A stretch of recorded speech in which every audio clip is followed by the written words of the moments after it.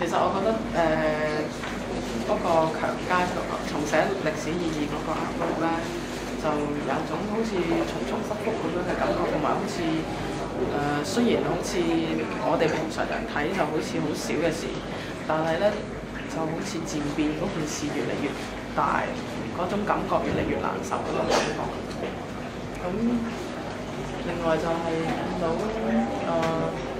有個人好似向前咁樣嘅去逃避或者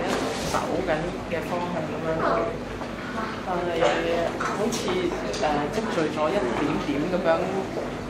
結合埋嗰啲黑點，好唔舒服嗰種感覺喺呢個黑暗嘅布幕嗰度上面咁樣。其實嗰個黑暗布幕就好似自己心底裏面嗰啲不愉快嘅地方。我覺得嗰啲手好細，咁即係可能冇咁強烈嘅表達嗰個感覺。我自己覺得，即係可能有啲大細咁樣會阻住我哋，令到會突出啲咯個效果。